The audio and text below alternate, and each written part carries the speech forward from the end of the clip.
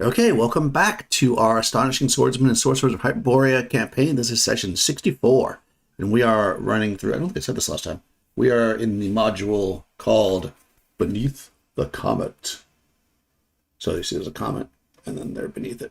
So the party has traveled across the very, very cold and treacherous heath of the area around Gaul, following essentially an ancient map to that led to the Mound of the Silver Flame, which they have learned is the resting place, or potentially was the resting place of an ancient Hyperborean king, sorcerer king called Carven. They have encountered several things here, some strange rooms, picked up some treasure, and have just now found what appears to be some kind of secret passage going through the back of a sarcophagus in which they had slayed a mummy type creature, going deeper into the tomb. So, with that being said, we'll intro the characters and we'll go from there. So, Crystal, tell us about your character. I'm playing Rowan Siege. She is a pyromancer. Uh, she, she she had a bout of insanity when she tried to read a magical scroll that she wasn't supposed to read. But since she's in this place, she's temporarily not insane, which is something I thought I would never say. And that's Rowan Siege. Temporarily not, right? Uh, Tony, tell us about your character. It's summertime in the fields of Vole. There's a young blonde girl runs through the fields with some of her friends playing. She looks maybe 10, 11, maybe even older due to her height, much taller and larger frame than the other children of that age. As they're running and playing, and one of the little boys looks and says, Brig, let's play hide and seek. You go hide. We'll come and find you. She begins to run off and along the edge of a creek there to hide. And all of a sudden it changes to where she's no longer in the fields around her village. She sees herself in this large city of the water coming into the port there, and the ship to the dock. Who am I? Where am I? This is not Brighild, the warlock. Excellent. Nikki, tell us about your character. I play Pinesta. She is a bard, and she is just still marveling at the luck that Buka seemed to have uh, with his wonderful new tiger companion, Lucky or Brighild. I don't know where we landed on the name there. So, but those were the two banded about, and the fact that we managed to kill a tiger-bodied woman demon and a mummy in the same night was pretty successful all around, she thinks. So she's just hoping that our luck can hold as we go down this new passageway after defeating the mummy, and that's Pinesta. Excellent. And rounding out, well, it's a couple NPCs, but rounding out the group of play characters, Mike, tell us about your character. I am the very lucky Buka, who does not have a stitch of hair on him, having survived a fireball cast from one of his beloved party members. So he's got very itchy places where his eyebrows used to be. But yeah, he's a little puzzled as to why his luck has turned lately and is now becoming suspicious of it, and feels like like waiting for the other boot to drop. And so now he's becoming a little more cautious, because he feels things have been going far too nice for him. He's very happy with this new saber-toothed tiger that seems to have some affinity for him. And he is wondering how this large creature is going to fit into this small space that and wondering how he's going to fit into this small space. So that is Buka. Excellent. All right, so rounding out the party, we've got a couple of helpers or henchmen. We've got the cleric Helene. She actually joined the party at Crystal Point when they were looking for the Lost Treasure of Atlantis, and has stuck with the party for a little while. She's been traveling around, an Amazonian cleric clad in plate mail, good for the healing and the turning of undead and such, and also good with smashing people with her hammer. And also recently, the magician Talos has joined the party for this particular quest as kind of a thank you for getting his body back, as he was trapped in the body of his raven familiar by an evil alchemist. So as the party kind of looks at this passageway hole, it's like a 4-foot kind of crawl space, looking through the torches or whatever you have in here, or lantern I think you have, is kind of flickering low. Remember, you're in this room that kind of smells heavily of perfume. Of course, now perfume and burnt flesh because of the mummy that was slain. Because you had said last time you were going to do this, so we'll assume you had piled up or packed up some of that gold that was in, or all the gold that was in the second chest into bags and tossed it in the first room there by the giant statue, which still hasn't seemed to move yet. Either Revenant's spikes are holding fine, or the spell has not reversed itself. So at this point, what do you guys want to do?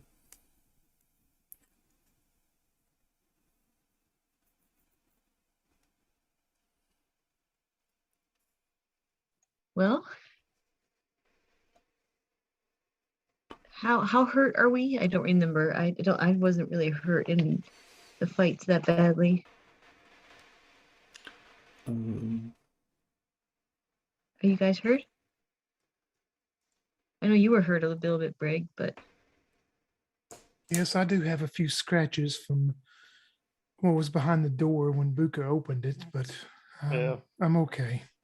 I've covered in insect bites, but that's manageable. oh, Helene does have some healing magic, depending on how hurt you are, if you want it. Obviously limited, as you know. So, but it's better to have used it and not die than to be dead and not have used it. Brig, do you need Otherwise, Helene's help? yeah.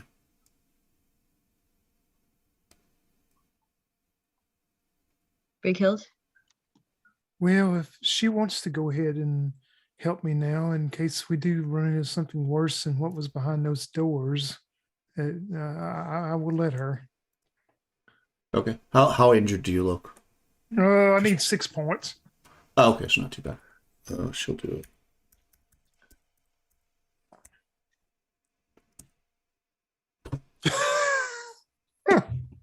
Apparently, the gods do not smile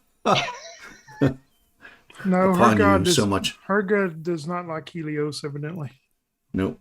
Yeah, all right. This is not Helios. It's oh god, what's her god? Aurora's is like, well, we'll give you a little bit, and yeah, she does a cure light for just one hit point. Yeah, after she does that, Brickhill thanks her, but she turns around and rolls her eyes up in her head as she touches the medallion of Helios around her neck on that necklace. And then she scans over where Buka's standing there petting his saber-toothed tiger, and she goes, still cannot believe this.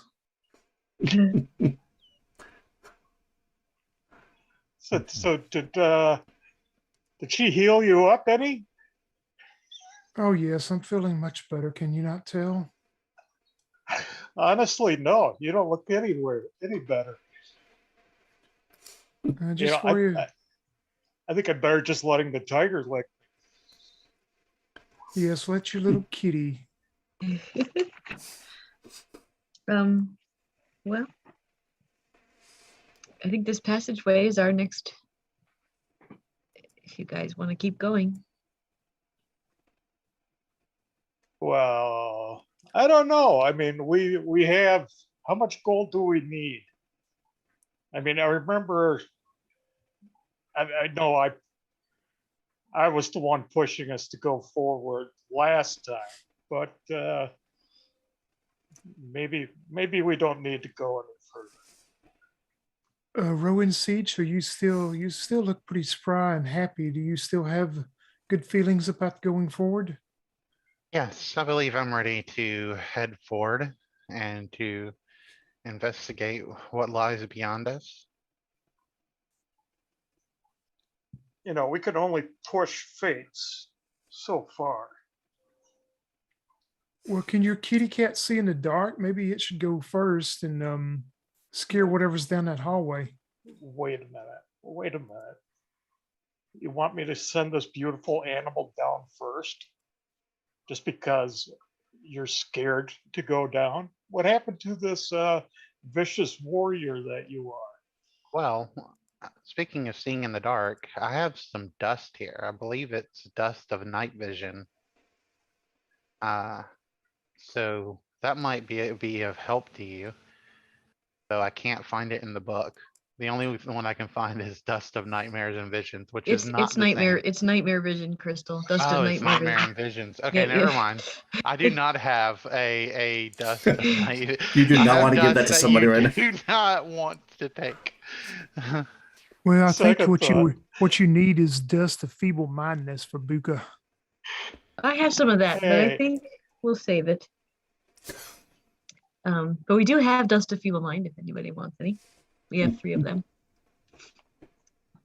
Dust of feeble-mindedness? Yep. Why would I want that? Oh, Exactly. You don't need it to start with. I smile at Brighild and then I smile at Buka and I say, I think I would use it on somebody who, like a wizard who was trying to attack us. Bricchio turns make around him and not looks at able the to remember wizard his that's with spells. them.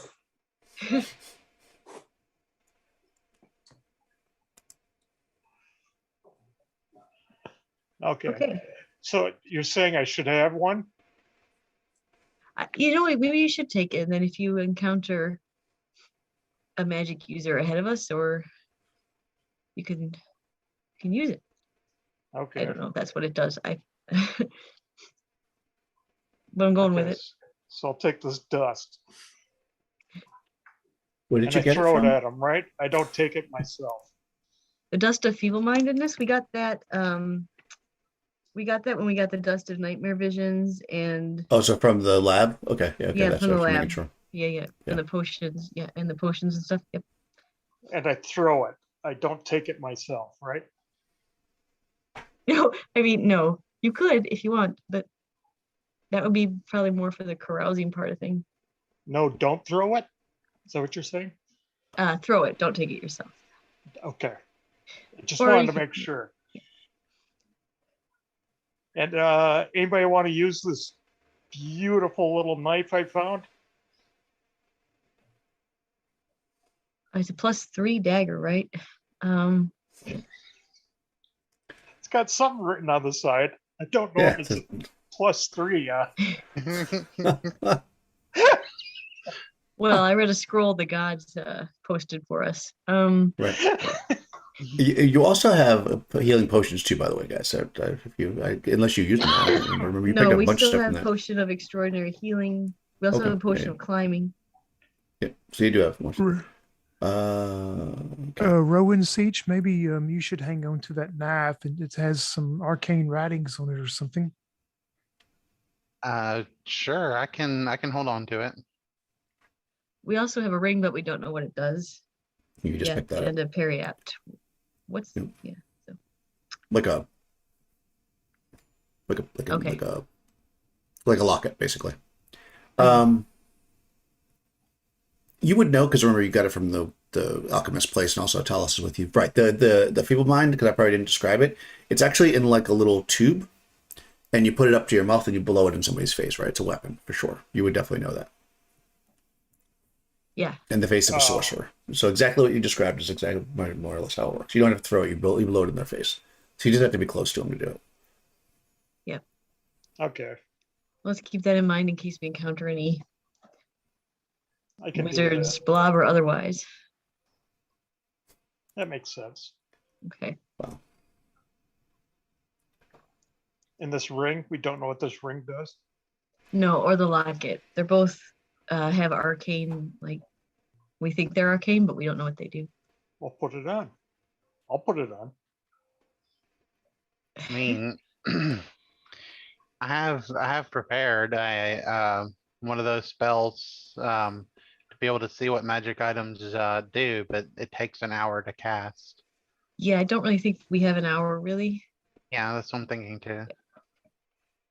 So, Well, just But if you keep them handy. If we run into some trouble and are in dire need, we'll try them out then and hope it goes for the best.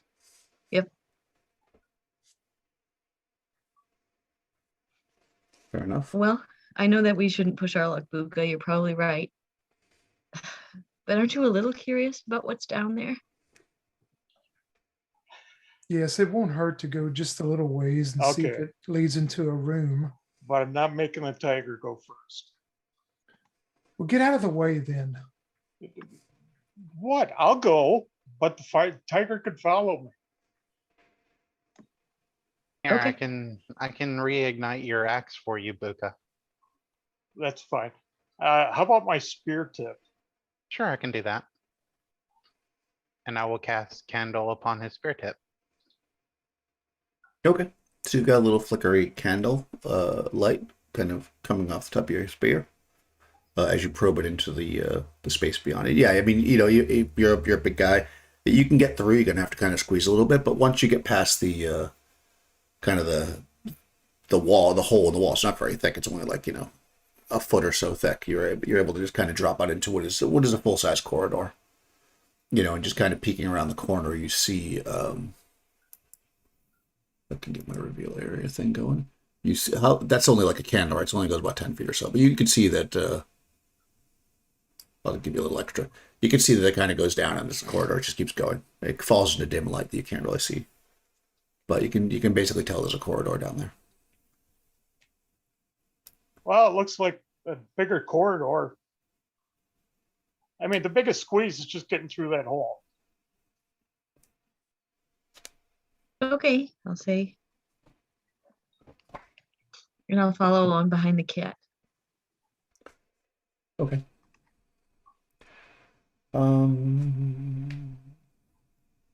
Just quickly check a spell here.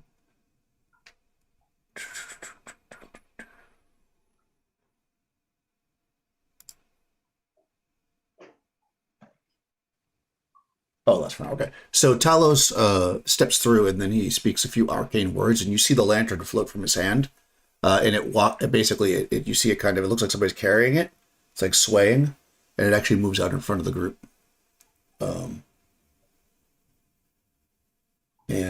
We'll say you must have been working on that when you're in the other room. So yeah, you see it start to walk. See the lantern move down. You see it opening up the corridor in front. And you see that it goes all the ways down this far to the T section. And then he kind of like holds his hand up and it stops. So it looks like there's, I don't know if you can see that, there's like a little T section there. No, down at the bottom there. Yeah, you can see it, right? Yeah. Right there, yeah. Yeah, I can show you. I guess the thing went that far, so you probably can see down. I mean, a lantern goes about. Well, I'm just going to do the whole thing. It makes it easier. You can see that down at the end. So you see a little T section here where, it breaks off into. You could basically, if you're heading down, it'd be a right-hand turn, or you can just keep going down. And you see another one of those kind of standard doors that you've been seeing. The bronze doors polished up. I'm going to tap my spear out in front of me just to make sure that we're not stepping into anything that's not there. Fair enough. Yeah, you work your way. Are you going to work down to the T section? Yeah. Where the lantern's hanging in the air? Okay. Yep. Yeah, you're kind of tapping. And again, this floor is just like everything else you've seen. Well, not everything. There's been a couple rooms that were not, but this room is absolutely, it's like somebody came through with the white glove and cleaned it. Like it's plaster and just absolutely perfect. No cracks, no nothing. It's beautifully painted. It looks like it's fresh. The only thing that's odd about it is that the air in here is very stale, as if it's been closed up a long time. But the actual, space itself is totally clean. You don't detect any like kind of hollow sounds or whatever, and you move yourself down. Okay. Talos kind of moves his hand up, and the lantern kind of moves down a little bit past you, so you can see. But when you get down to the corner and you peek down, you can actually see that this is a stairway going down. And at the end, you see a door. Again, same kind of door, bronze, polished. This one has some, like the ones that were, like those double doors that you came in to get to this part of it. This one has some like arcane like ruins on it that you can see. We're on stage. Yes, I'm on my way. We had got a door with stuff on it. Well, we also have a door that looks like it doesn't have stuff on it. Yeah, well, I know that what one, to let me do with just that. check. I don't know what to do with this.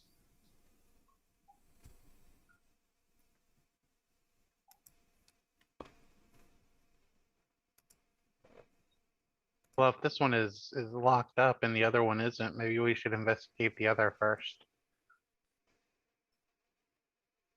Okay. Well, let's look at this one first, because if it's some kind of protection or ward or something, if we can get past it, it may be hold something that would be worthwhile. Okay, you say so, Brinkhild. Rolling siege will move down. Okay. Yeah, so you walk down the stairs again. Plaster, clean, colorful. As you're kind of looking at this, you would recognize some of these symbols to be similar to the ones that were around that pool. Symbols of death and damnation. They're not in a circle here. They're kind of like scattered about the in a somewhat random pattern. And the door doesn't seem to have a handle or anything, but it is clearly like shut. Like if you push some pressure on it, it doesn't move. It's clearly like locked shut. This has more of those death and damnation runes on it. Well, I'll open it up. Okay. It brought Buka good luck last time. Of course, eventually one of these death and damnations are going to have to be actual death and damnation, I'm afraid. No, it's just there to scare us. All right, I'll try. Okay. All right, so you're down at the bottom. Where's everybody else? They're just hanging out at the top of the stairs. Or is there anybody you want to go down with, or to explore the other door, or whichever? I'm going to stand right here, right in the hallway itself, where I'm paying Okay. to kind of keep an eye on both ends in case something comes up. Yeah, Okay. I'll stay at the top with Brig. Okay. What about Buka? I'll be halfway down the stairs. Okay. And I guess Talos will stay up top with the hill beacon. He'll slide the lantern down there so you can see better. Yeah, go ahead and make a test of intelligence. Okay, So D6. intelligence is a 17. Oh, nice. Okay, I so rolled a 4 and 5. 6. Okay. Yeah, so you're moving them around, and they kind of form into a donut type circle like you've seen with the other one, and then you're kind of thinking, you're like, death, that would be counterclockwise. And then you turn it clockwise because your brain's just not working properly. And when you do, above the door at the lintel, you kind of look up just as you hear this hissing sound, and gas comes pouring down into the space. Well, it was nice knowing all of you. See. It fills the bottom half, which means that you're the only one down there. It smells like it's floral scented, so that's a bonus. However, you must make a transformation saving throw. And you definitely want to make this one. Success. Yep. Okay. Yeah. Nice. You kind of like you immediately, your gut just tells you, instead of like sucking in there, you blow out and you kind of like move backwards up the stairs quickly enough that you're kind of out of the mist of it. And you think for a second, and then you realize, whew, like your reaction was smart and you didn't breathe any in. And you kind of see this like thick, kind of pinkish purple mist kind of floating there, and then you see it slowly sink down to the ground. And what's left on the ground is kind of a very loose, almost sand, but you can tell it's like tiny bits of stone just littered on the ground. And as you kind of look at it, and then you look up, you see that the door's opened up. Well, I opened it. How about Yeah. that? See, you were lucky. Lucky by one. That's all it takes. Maybe there's something behind Now this I've- door that is for you, Rowan Seach. Maybe this luck awaits you. Yeah, maybe. I mean, I do smell like flowers now. It smells better than that cat. Oh, it doesn't smell that bad. You should hug it. I mean, it's really pleasant. All right, Rowan Seach is gonna go ahead and open the door. She's being a brave girl, which is Okay. probably gonna get her killed. Yeah, you notice as you see that there's actually like a slice of light coming through, so you push the door open slowly, and your eyes kind of take a second to adjust because you only had this like kind of candlelight-ish, and well, I mean you have the lantern, but that's not particularly bright either, in this space. But in here, the light is bright, like almost as bright as the sun. Like you open it up and like, whoa, it's bright, and you can basically see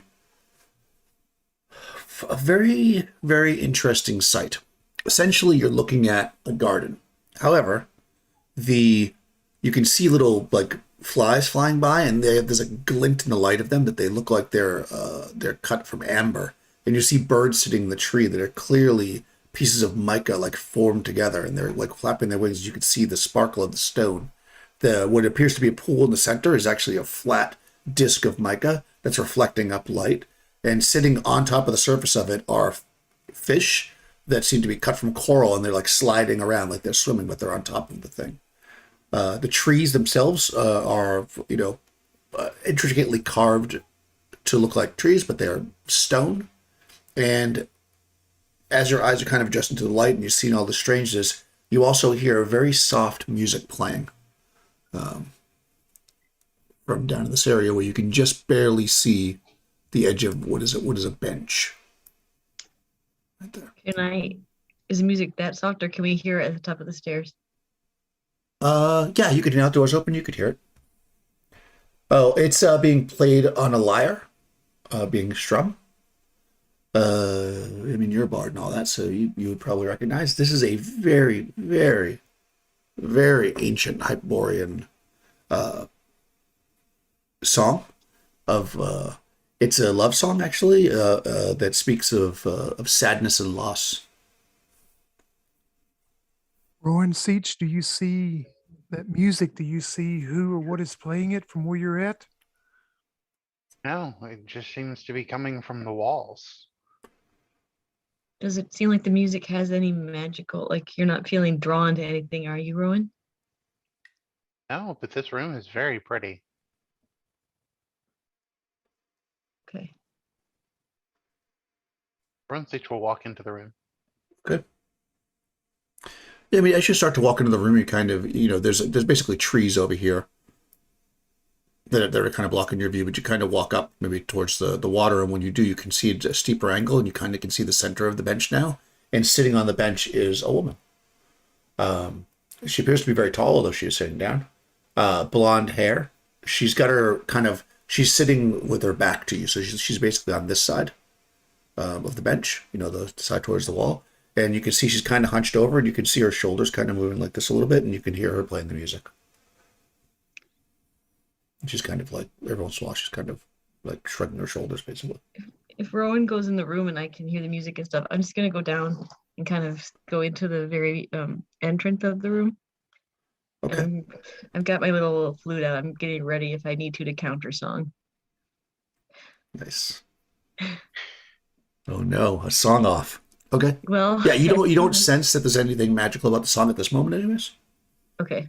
Just saying. But of course, you feel the gravelly crunch of stone as you kind of almost like very, very fine gravel as you step across that bottom area into the room. Okay.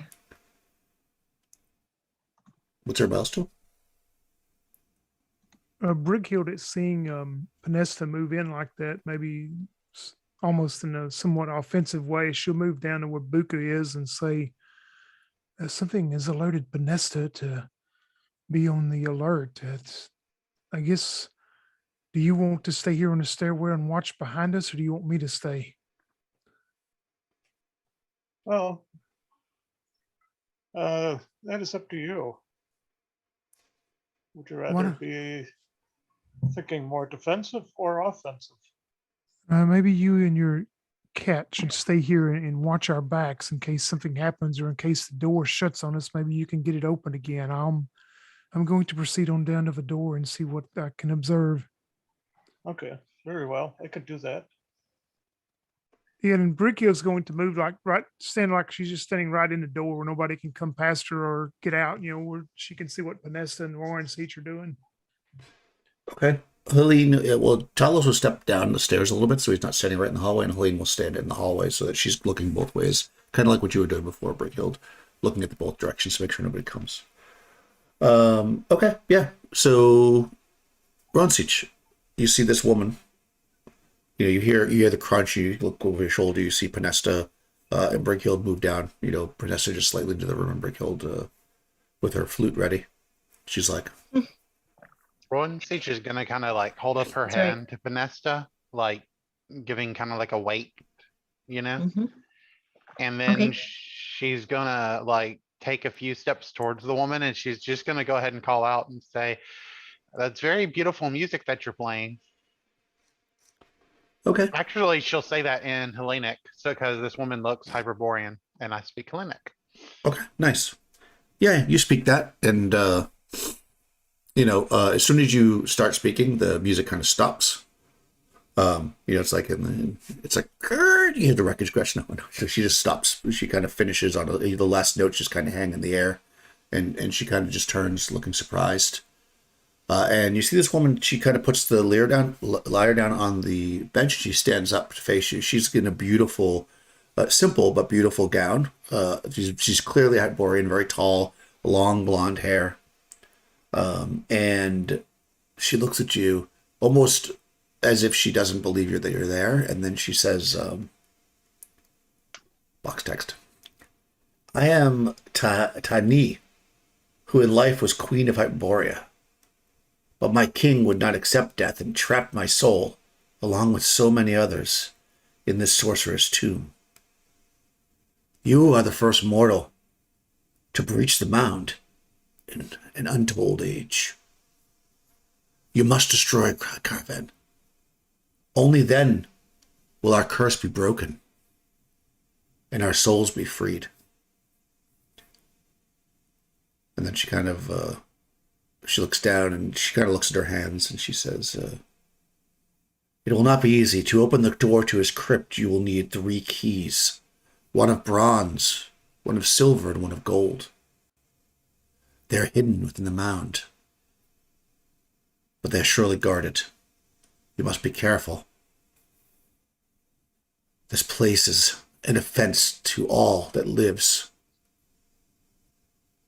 You must destroy it. You must, and free us, please.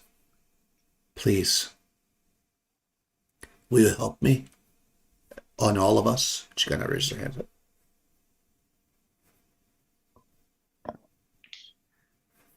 Yes, I will help you with this task. Awesome. By the way, everybody hears that as if the Okay. person's standing right there with you. Like you hear it like clearly in your ears, including like Helene at the top of the stairs, and like it's almost like the person standing right there talking to you. And she actually speaks in whatever is your native tongue, like with the accent of, so like, for instance, Brickhild's from the field of Vol, right? Yeah, Buka's- yeah. Yeah, Kel. Yeah, so she's like speaking in like an accent in a dialect that's exactly matches how you like where you came from, and the same is true for everybody. Of course, obviously, you don't know that about each other, so you probably think, "Oh, that's weird that she's speaking that." All right, I'll put my flute away. Okay. So yeah, so sh- I'm sorry. So you react and you say that, Ron Seach, and she says, "Thank you." "And the others?" And she kind of like looks up. like this. I would have replied to her if I would have heard her speak Celtic. I would have actually replied to her in Celtic, by the way. Nice. So the others Yep. will hear me replying Celtic. Oh, nice. Yeah. Yeah, so if nobody speaks Celtic, you don't know what she's saying, but Rowan Seek speaks Celtic. Yeah. Brickyard at hearing this in her native tongue and looking at the woman again and seeing her hair and her height and stuff and maybe her age, she probably almost says it out loud enough where Panesta can hear, and you hear her go, "Mother?" As she starts to approach the woman, and she's going to walk like right up to her and go, Mhm. "What are you doing here? How did you get here?" She looks at you and she says, I was trapped here by Kaven. And again, he's speaking. What she's saying is coming out, and everybody, you hear it in your own languages. He killed most of his brides, but he kept me. He said because he loved me the most, but I think because he hated me the most. For I am trapped here in this mockery of the beauty that I once had when I lived. Trapped forever, as long as Kaven remains in the mound. Yeah, Brickyard at hearing her relay the story snaps back into the present, and we were trying our best to do what we have. One key we found, but it has been altered somewhat. And whoever has the key, Brickyard, ask him to bring the key forward for her to look at it to see if she can tell us it will still work. I believe Rowan Siege had it last. Mhm. Also, Rowan Siege has a lead necklace Yes, that she used to does. be called. That's what she does. So, Rhodes, did you reach into your pouch to pull out that gold key that had turned to lead? And when you pull it out, it is gold. She looks at her necklace. It's gold. It's lead. Dang. You actually have another key, too. You have a bronze key that Mike has. Mike's character, Buka. Would Well, seem- it's been re-altered, Brighild. It probably is the best, and it's showing us that we were doing the right thing then. And Buka has the other one, so we only have one left to find. Do you have any idea where those keys may be hidden? She kind of looks down at her hands and she says, I don't. He brought me to this chamber and to show me a beautiful garden that was alive, then closed the door on me, and it all turned to stone. And I've been here ever since. Bricchio is going to try to reach out and grab her by the arm, and not in a threatening way, but I mean, just to reach out and grab her arm, like in a comforting way, to see what happens. Yep. So you reach out and you touch her. You actually do feel her for like a second, and it's very cold. Not so much that you would like be damaged, but like it's incredibly cold. And then she looks at you with very sad eyes, and she fades away. Bricchio will turn back towards Rowan Siege, I guess, which is the closest, and go, "We must do what we can to help her. I feel the truth. She has shared the truth with us. We must find this other key and see if we can face the evil that is here then." I don't know why, but for some reason I trust her as well.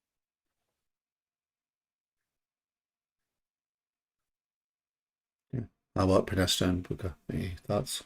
Well, she seemed sincere. I got a little nervous at first. Sorry about that, Brachial. I didn't mean to upset you, but I think you're right, and you're a pretty good judge of character. If you both think that we should help her, and it seems that I agree with you. So Yes, she reminds me of someone very dear, and I think we should be able to at least try to see where it leads from here. I agree. What about you, Buka? Wondering if one of those keys are in the rest of those balls that are up there. So we never really did go much further past those where those insects were. So all the keys have been on that main floor so far. That's very true. You're right. Yes, we have not, unless there were some of those crypts we did not look in very well. And you're probably right, Buka. One of them may be hidden in one of those floating objects. Of course, we do have one more door that we haven't opened so far.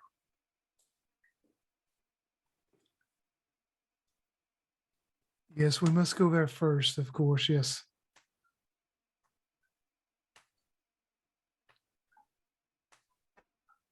All Okay. right. So, sorry, you're gonna go south to the door. That's what you mean by there. Yeah. Okay. All right. Yeah, you guys come up the stairs, and as you kind of all assemble in the hallway, you're having this conversation. You feel this lightness about your body, and you are all victims. Victims is probably the right word to a bless spell. Recipients, beneficiaries to a spell of bless, which gives you +1 on morale, which is not really a big deal for you because you're player characters, but +1 on any saving throw versus fear effect, and also +1 on all attack rolls. And this will be until I tell you no more. So basically, just +1 on all your attack rolls, +1 on any saves versus fear, until I say the effect, because I'll track it. Okay. So yeah, you feel very positive about about this endeavor. Rowan Seach, Excuse you me, sir. seem even more happy to be here. You seem more at ease at mind now. Yes, I feel so light on my feet. Just, I feel like I could conquer the world right now. Well, there is that door at the end. Yes, Buka, why do you not open it for us? Oh, you want me? I thought she's the one who feels like she can conquer the world. But Well, I'll that's- go. Yes, but that's only to conquer what's behind it once you open it. Oh, I see. Oh, I got this. I'll go down.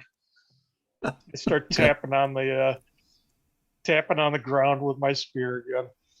Okay, yeah, the lantern kind of floats out in front of you.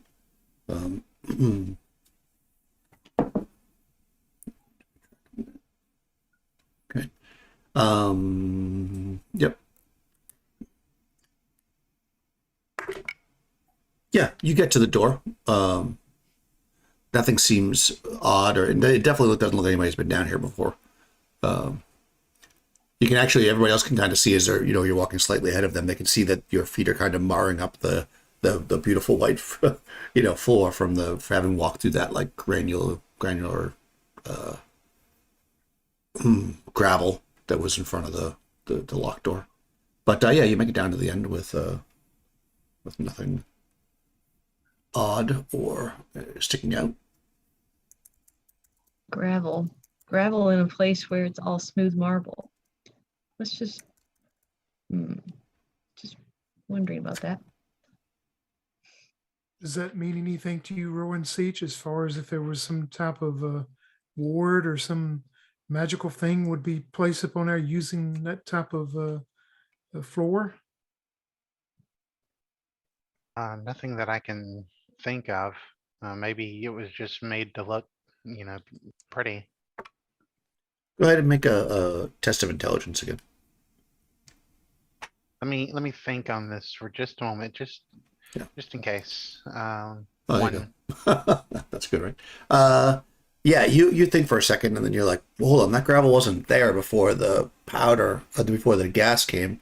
And then it takes you a second, and you think, and maybe even you have like a little heart palpitation because you realize that it was the thickness of the air, that all the particles in the air were turned instantly to stone. And if you had stayed in that spot, you too would be turned to stone right now. So that gravel is literally just the remnants of what the air was that was in that space that you moved out of quickly enough to make your saving throw. Yeah, I'm just glad that I got out of that place fast enough. Otherwise, I might smell like something other than flowers. Well, We are happy for that too, of course. So you want me to open this and be ready to run? Is that what you're saying?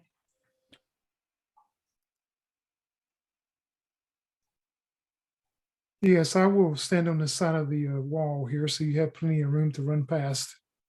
Okay. Okay, you're gonna just open up the door and peek in like a Revna move, since Revna's back counting the coin in the other room. She's on her mandatory union break. Yes. Yeah, you open it up and you peek. It's dark in there, but of course the lantern's there, and you see. I guess you would see, like, we'll say it opens this way. I'm gonna reveal part of the room. You probably see like that much peeking. Oh, that did nothing. That did nothing. I see nothing. Nothing. It's dark. When you say that, then the lantern floats over, and you see. Good. Oh, it's not completely dark. Anyways, there's braziers in here. What were you guys say, Nikki? Sorry. Oh no, I was laughing at the lantern floating around. Oh, yeah. That's Hey, Talos. that's Talos's. Well, he's not carrying it. He's doing like a hand motion thing. He's manipulating it. Yeah, he's gonna walk up there. He's not Eka. No, he's just doing the thing. He's basically using a spell to move it around. I mean, he is a wizard and all that. Okay, sorry. So you look into this room, you can see very dimly burning, because again, this whole place, it feels like the air is like just like not very oxygenated because it's been like so compressed. So you see these like braziers burning in the corner. You see two of them from where you're at. You see you see two chests, or three of them really. You see just the edge of the third one. You see a dais, and on top of it, you can see just the edge of what looks like a sarcophagus. But nothing jumps out at you, Nothing seems to be moving around in here. Right. I'll open the door wide and enter. Yeah, as you open it up all the way, we get you the full treatment here. There might even be box text. Where are we? Are No box text. Okay. Fans? All right. All right. So this is a pretty good room, right? You've got it's a vaulted ceiling, about 30 feet high, so a little taller than most of all these rooms for the most part have had these big vaulted ceilings. This one's about 30 feet high. It is painted to resemble the night sky. You got to look up at it, and with a comet cresting across, so it looks pretty familiar. In each corner, you see a heavy tripod with a brazier burning. That's kind of a low burn. You can just kind of see like the coals and like a little bit of light coming off of it. With a lantern, they barely give off any light relative to the lantern. But there is a little bit of light here. And the walls are decorated with murals depicting court life during the glory days of ancient Hyperborea.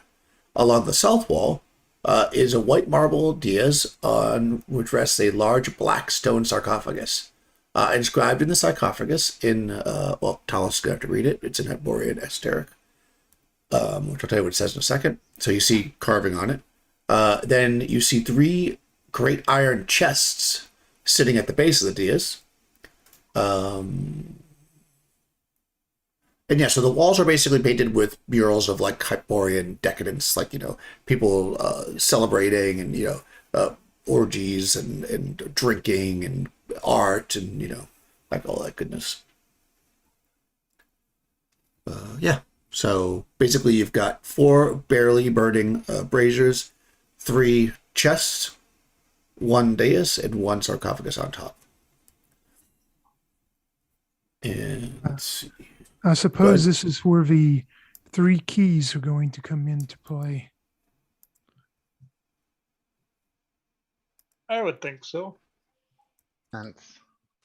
Talos looks in, and he's able to read what's written on the sarcophagus, which is, "Here lies Kaven, king of Hyperborea. Look upon my fate, mortals, and know that it shall one day be your own."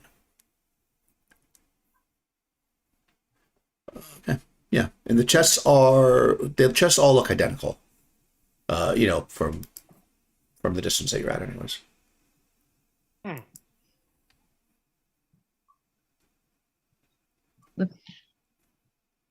Oh, I think you're right, we need to Bridgefield. find that other key.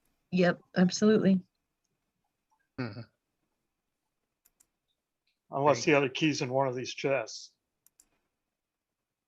No, I think Brighild's instincts are probably right. Or, you know, I think we needed one key for each chest. Well, and I wish Revna was not back. And, you know, she wasn't feeling well earlier, and we left her back in that other room. I wish she was able to come and inspect all these things. I'm afraid that there will be many traps and hazards in this room also. Maybe the key will disarm the traps, though. Yes, we can hope for that, but maybe we go back and look in those other room where we come through. Did we look at all those other sarcophagus in that room very well? You did not. I don't know. You only opened the center one. There was 2 other ones. I say we check there first for that key, and if not, go up on Buka's idea about those floating objects, and maybe one of them is hidden it. Okay, good a plan as any. Yep. Let's just be careful. We don't want more mummies. Well, we found the gold key where in all those circles, right? Yep. And we found the other key, the bronze key, around the tiger's neck.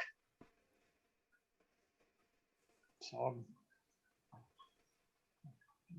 thinking it's probably not going to be in those other sarcophagi. Might be, I don't know, but he's going to scatter them about.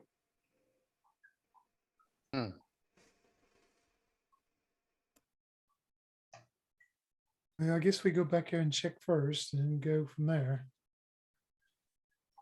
Worth a check at least. I mean, I think he's got some big traps around all of them. All right. So the room with the Okay. sarcophagi first, and then the bubbles. Okay, so you're just going to go back up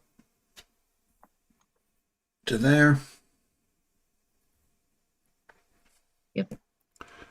Yeah, you make your way back through the 4-foot squarish. I mean, it's not hard. It just you have to go one at a time, and it takes a little bit of time. But you all end up back in the room again with the 3 sarcophagus. There are, of course, only one chest there now, which is busted open, and the treasure's been, you know, Revan has been moving the treasure or whatever. So those 2 chests are basically in the lower corner, aren't really there anymore. And there's 3 sarcophagi. They are identical. Except for, of course, the one in the center. The top went flying off and smashed into the ceiling, so big chunks of sarcophagi on the ground. The other 2 are sealed. Let me just see. I believe it smells of perfume in here, really stale. Your lights are kind of flickering very heavily. They are sandstone. They are each decorated with a painted image of a beautiful naked courtesan. Each of them is different, so they're clearly portraits. They're not just like a generic picture. The other 2 have not been opened, right? I say we check the top one first, is what I'm going to say. Okay. The All north right. one. Okay. Yeah. You can push the top off. I mean, there's enough of you that if a couple people just push it, you can push it off and drop it to the ground. If you want to take it off gently, you'll have to do a test of strength. But if you just want to push it open to see it look inside, any 2 people can push it off. I'll stay back and be ready to cast a spell just in case. I'm not very strong. You want me to try it myself? No, Brighild will help Buka. Okay. Yeah. With 2 of you, it's pretty easy. You push it open. It's not easy, but you know, a little muscle. You push into it. You do the thing where you push it a little bit and then wait for a second to make sure that nothing happens. Nothing. You kind of push it a little further, and then you kind of look in there, and you can see what is a shriveled remnants of a female. They are wrapped in very beautiful like silks, which of course have gone rotten over time. You can see, even though the faces are all shriveled up, that they were probably once very beautiful Hyperborean women, and their faces are like marked. You can still see where the oils remain, where they had been like, either some kind of religious ceremony or some kind of anointing that they had done to them when they went in there. But this one on the top, she has also like a circlet around her head, with a single diamond in the center. Yeah, Bricky's going to take a dagger out and just kind of, gently poke around and looking for a key. She ignores the circlet. Okay, yeah, you kind of poke around the body to see if anything's solid. Everything is, I mean, except for the kind of crispiness of being a desiccated body, everything's pretty soft in there. You spend a couple minutes doing it, and you don't think there's any kind of key or anything in here, at least, so you can feel with the dagger or whatever. Buka, I guess we will try the other one. I don't feel anything in here that resembles a key. Okay. I snatch the circlet. Okay. All right, yeah, you pull the circlet off the corpse's head, and then stick it in your back or whatever, and walk down to the other one. Yeah, Bricky'll just stands there with her arms crossed, giving him a go to hell look when he grabs that circlet off of her head. Everybody holds their breath for a second, but does not seem to move. The body Like seems what? to be inert. What? Now you're going to shame me for grave robbing? Aren't we all grave robbing right now? Is that it? No, I get it. No, that's fine. Next. Yep, she'll Yeah, go she- help him push off the bottom one. Yeah. Yeah, so you guys go ahead. Same deal. You push the bottom one. Once again, you see what was probably a very beautiful Hyperborean woman shriveled up, anointed, same as everything looks exactly the same. She's got her arms like this, and she is actually wearing 5 silver bracelets on each arm. Like kind of thick there's, silver bracelets. There's 5 bracelets for you, Buka. Yeah. These will look nice on my daughters. That's Or a your good idea. wives. Buka. You have that many wives too, don't you? These lips will never tell.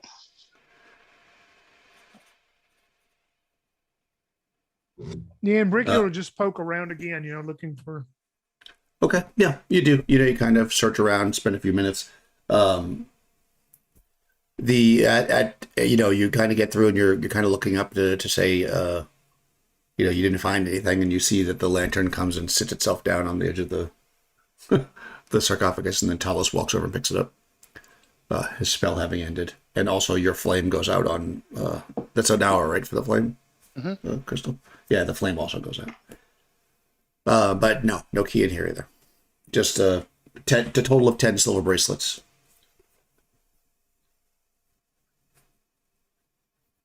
10 silver bracelets. Yep, 5. There was 5 on each arm. 5 on each arm. Yeah. Got it. Did you want to take those, Buka? Or anybody? Yeah, he's taking them. Nobody Oh else. yeah, we would. Yeah, if he doesn't Yeah. take them, well, yeah. All right. Yeah, So I'll you, give the stink eye to everyone who gave you the stink eye before. It's like, you reach down to get them. You start pulling the first one off. The whole arm comes off, and then they all fall off. But yeah, you're able to take the bracelets, no problem. But yeah, it doesn't appear to be any kind of a key in either one of these 2 spaces, or any kind of hollow bottom. Because when you were poking with the dagger, it's pretty solid. So you don't think there's really anything here. Well, Buka, maybe you're correct. Maybe it is in one of those floating objects that you're going to get the poke again. yeah, see? Not all stupid.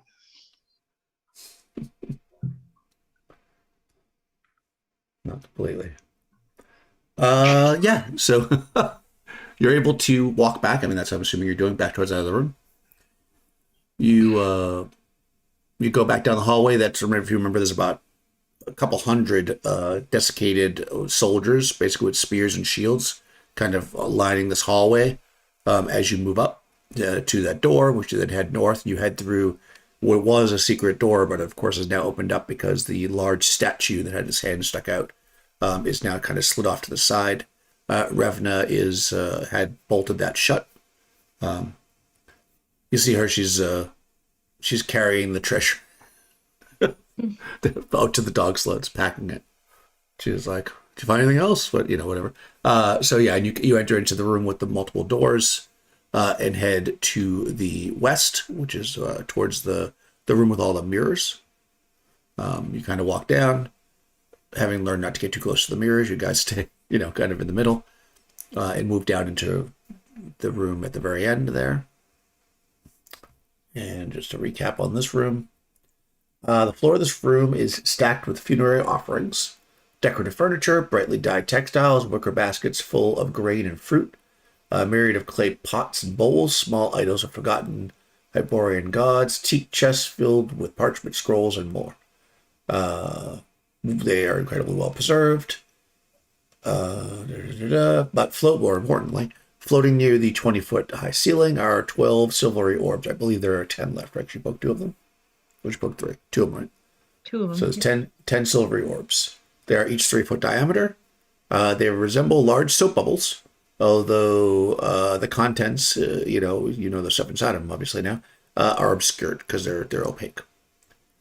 Each has a slight tinge of color that distinguishes it from the others.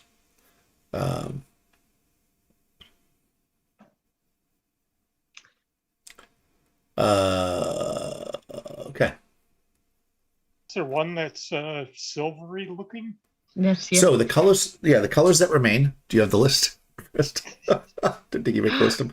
All right. So silver and scarlet, silver and crimson, silver and deep orange, silver and light orange, silver and brass, silver and gold, silver and yellow, silver and hold on, no. That's the one you popped. Silver and yellow you popped. Silver and pale green, and you popped silver and dark green. Silver and sky blue, silver and pale violet. So, and also silver and royal purple. So the answer to your question is yes, they all have a silver tinge. So right, silver and right. So you've got scarlet, crimson, orange, deep and light orange. Then you've got brass, which is also not orange. Brass and gold, I guess, are similar. Brass, gold, pale green. Pale green. Yeah, because you had popped the dark green, which had the mouther in it. And then you've got sky blue and pale violet. And then you also have royal purple. Looking at those tapestries and stuff that we've seen before, and maybe even Talus would know something about the history of Hyperborean kings. Would we know maybe what colors they wore? Like, do they have like court colors of this particular king? Oh, okay. That's pretty obscure, but we'll give I'll give him a 2 and 6 chance. You can roll it, Tony. So just roll a d6. 1 or a All 2, right. he knows. That's a 2. Well, nice. He's thinking back, and he says, "Yes." He's kind of looking at it, and he's kind of eyeballing between the gold and the brass. He's not sure. He's like, it's either gold or brass. All right, Buka, there's 2 to choose from to begin with. Which one do you want? I mean, I feel like, Yeah. I mean, I don't know why, but for some reason I feel like the brass makes more sense. That's what I was my gonna personal say. thought. That's what I was going to say too. I think All right, brass. Rowan Seach, maybe you should stand back and prepare in case we need a spell. And Vanessa, do you have your boomerang ready in case something does go awry? That's exactly what I was going to say. Yep. I look at the tiger. What's the tiger doing? The tiger's just, it looks up at you and kind of like,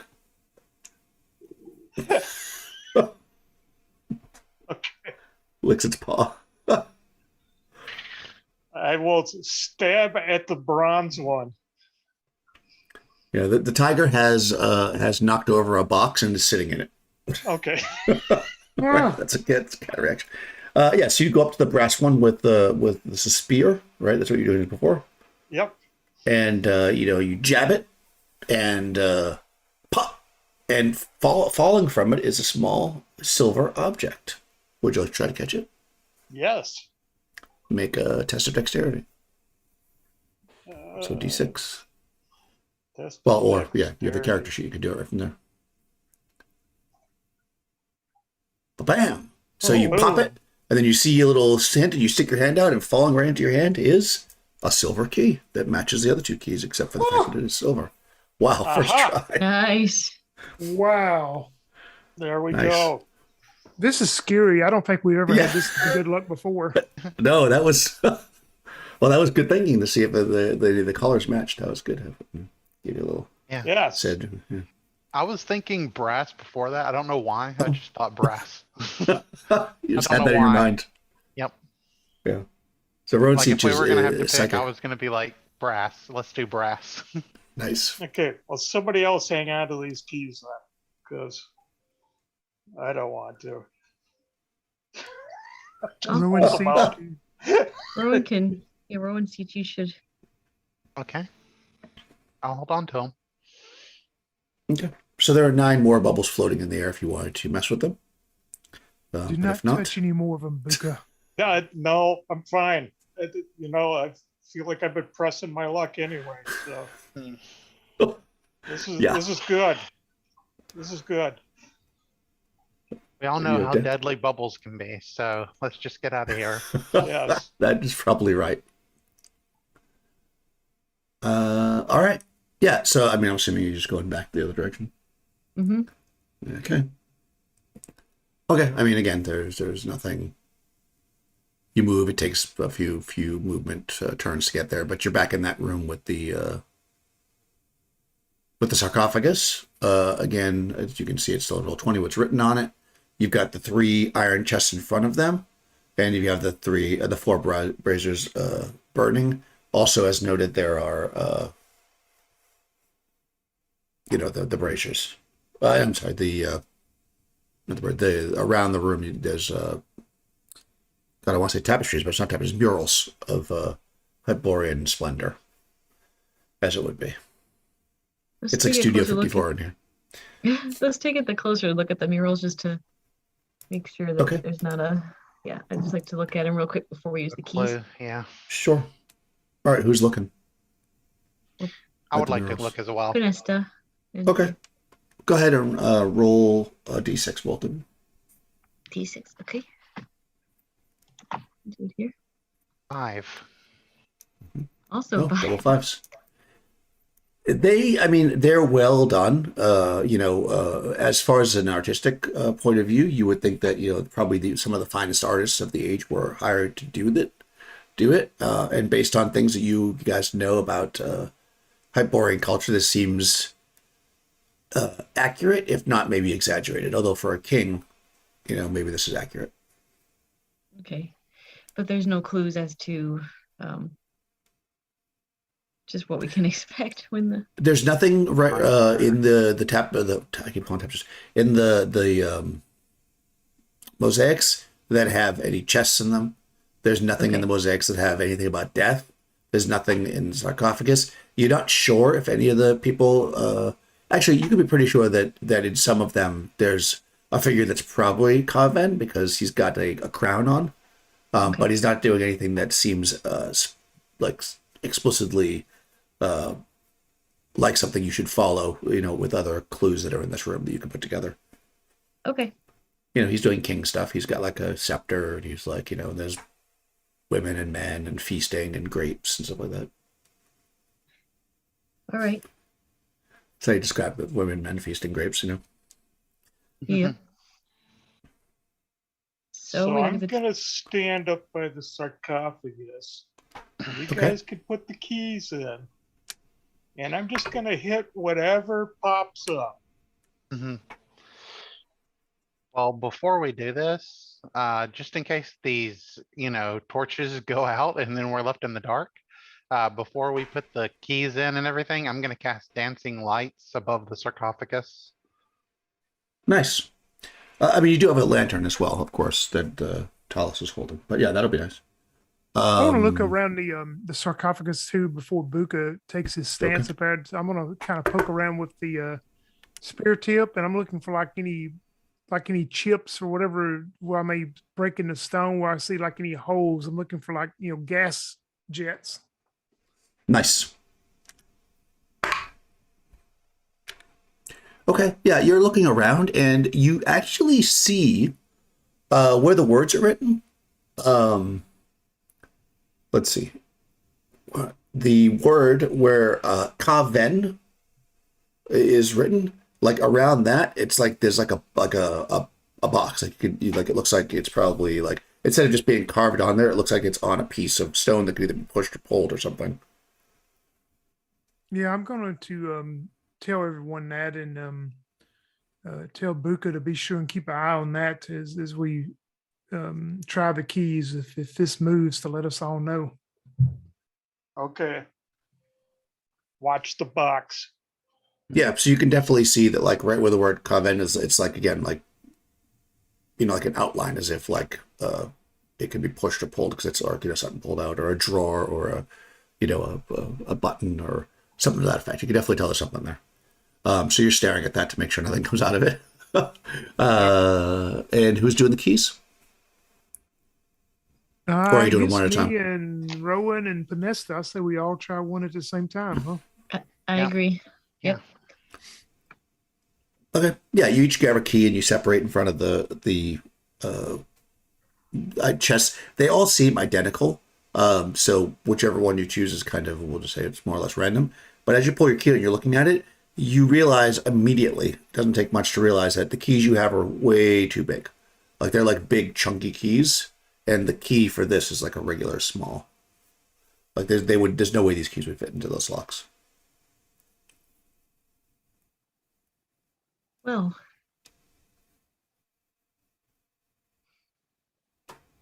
that's not good. I think. No, it's not. Buka, these keys are not going to work here. Maybe we should take up a stance and don't use your hands, of course, but use your spear to maybe push on where I showed you there and see if that activates anything.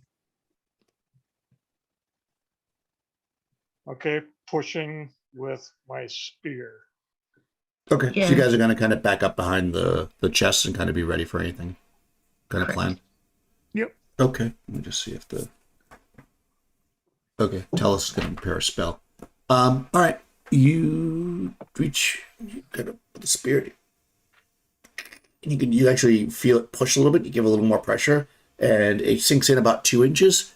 And when it does, you immediately feel a little cold in the room, and you hear like a sound. And on this side of the room, the wall goes into the ground, revealing a passageway off it. I mean, you have a light, so it's dancing lights sheds how far? Dancing lights. Each. Oh wait, there's 1d4 of them. I forgot to roll. 1d4 Okay. plus 1, and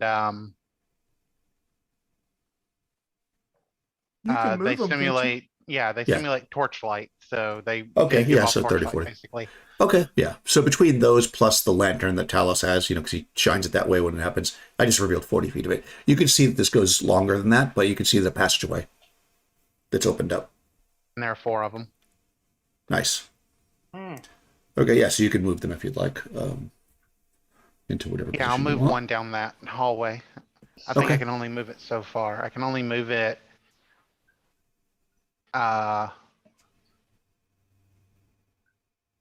120 feet, but Oh, that's that's still a pretty, lot. So that's more yeah. than enough, yeah.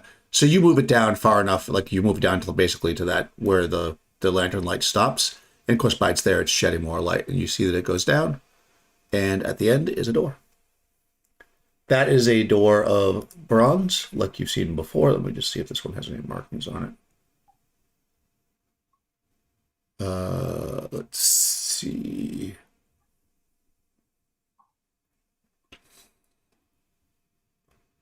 10 for 10 section of the wall sinks into the floor. Yeah, it's just a regular door. So it just looks like, I mean, it's a regular door in the sense that it's a beautifully polished bronze door, just like every other door in this place. It doesn't have any markings on it like some of those other things you encountered.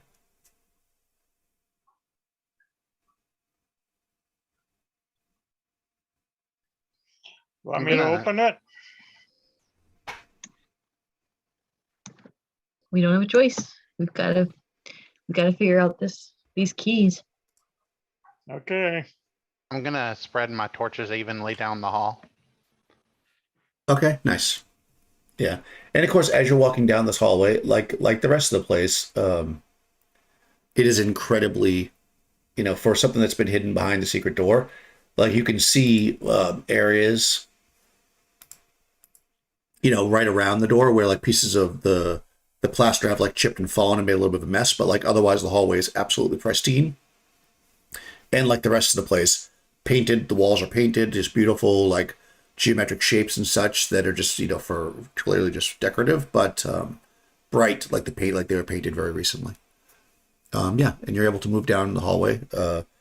Buka checking as usual, I guess, as you've been doing. Doesn't seem to be any, anything breaking the hallway up, traps or anything to that sort as you move down to the door. Everybody watching Buka doesn't see him fall into a pit or anything.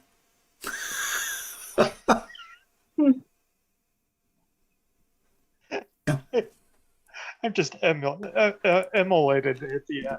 So. Right. I get to the door and I open it. Okay, he's gonna open right up. Yeah. Nice. Cool. Yeah, you swing the door open, and I mean, with these dancing light in the hallway, it's pretty bright. So I'll say, well, there's one right down at the door, so just Ron seats spread them out. So you look into the room, and you see a room with a giant 12 on the floor. And your arcane knowledge tells you. On the north wall of this room is a gleaming brass door with inset locks of gold, silver, and bronze. Unlike the rest of the mound, the 30-foot ceiling in here is flat and decorated with a colorful mosaic similar to that on the floor. Okay, so tall, brightly painted murals cover the walls. So you've got some murals on the walls here.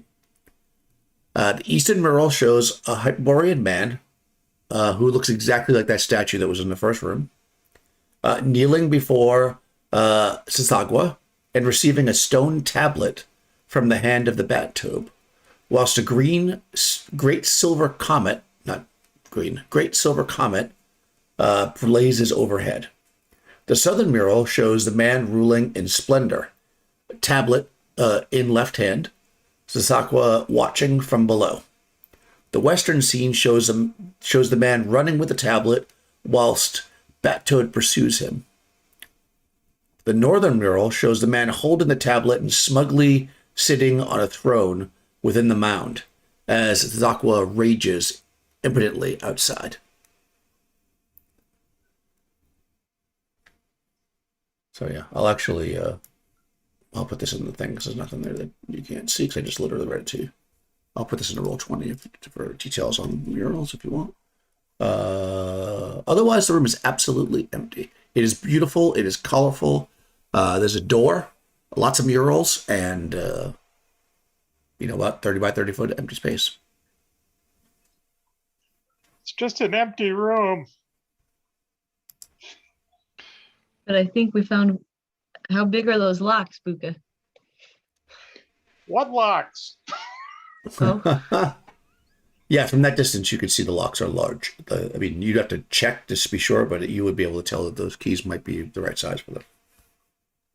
Yeah, I think we found what we need to do. All right. Yeah, they're big enough. The keys will fit. And there's paintings. And the frog god. Well, fortunately, he cannot get us to us in this place. No, I don't know. I do. You want me to try the keys? I think we stick with the plan of each of three of us all doing one at one all at the same time.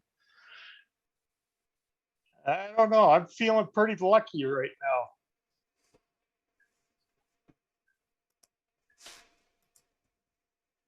now. You and your cat protect us, and we'll do the keys. Oh, okay. That's fine. Come on, Liv. These murals they're beautiful. Don't look at the murals. Look at the locks. Yes, see right here, the Zenquafa, he's raging outside. He clearly cannot get into this place. Look at the locks. Look at the locks. Don't look at the paintings. Look at the locks.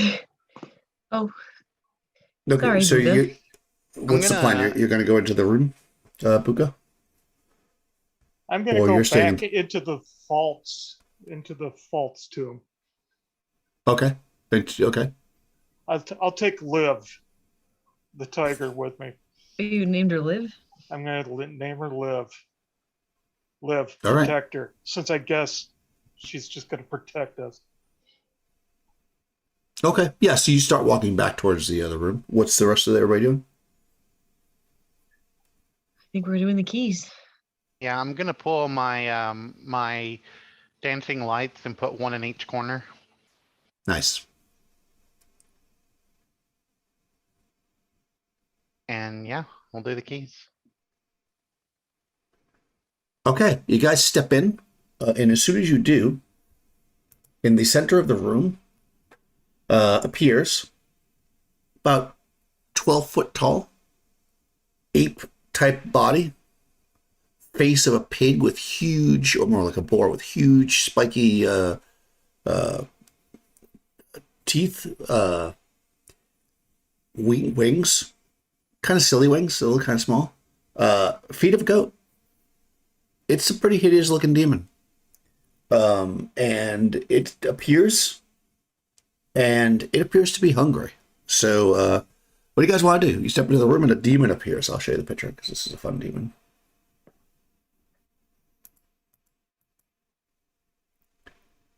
Ba-ba-ba. Let's do a little screen share for a second. And then actually, I think what we'll do is, before we actually do initiative, let's actually take our break. So I can get it done. Does it appear like a solid form or more ethereal? Oh, no, it appears solid, yeah. It Now, appears and it goes... That's my demon sound. You like that? Yeah. And it doesn't look very friendly. Now the question is this part of the module or is this because of that imp that's haunting Pinesta? That's what we're gonna find out. Yeah. So this thing appears in the room, and when we come back from the break, we'll figure out what we want to do because it is definitely violent, and it is going to. You can tell immediately it's going to move on you. And it's So, in 12, right? It's in the center of 12. Yep. Okay. So you probably just hear pig noises as you. I'm sure Helene probably screams out "demon" as she's going to want to kill it. And Talos probably yells out "demon" as well and runs like Shaggy. His feet are moving. No, he doesn't run. All right, so let's take a 10-minute break and we'll come back. Okay.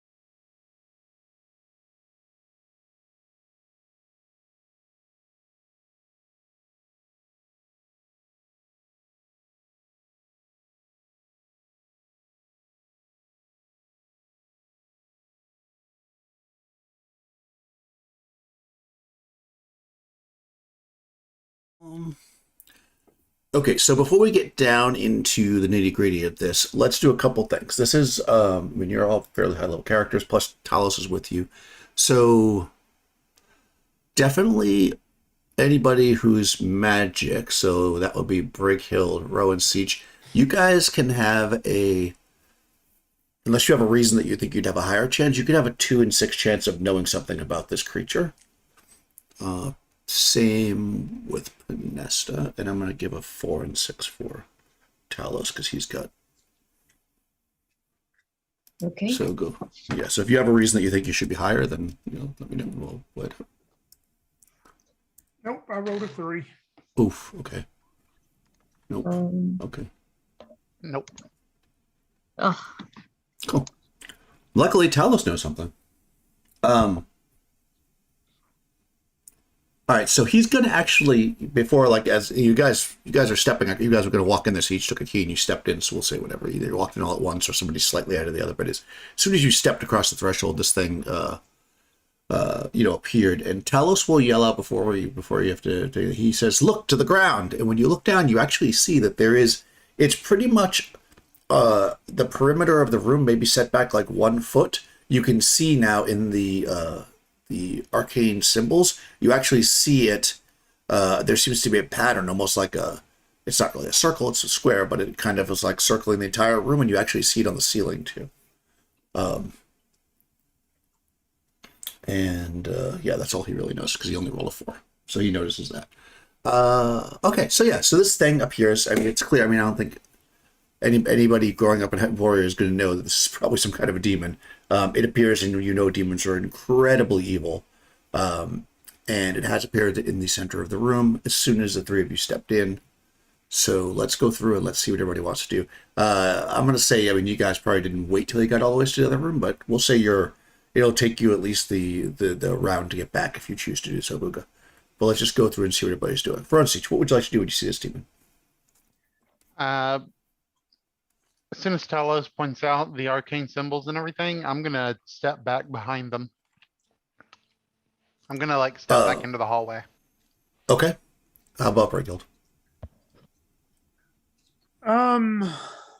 Yeah, she's gonna step back in the hallway, and as she does, she's grabbing the the sword hilt that is on her side. That is actually that laser sword. Nice. Podesta?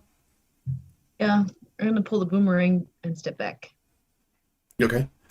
Buka, you hear all this. What's your plan?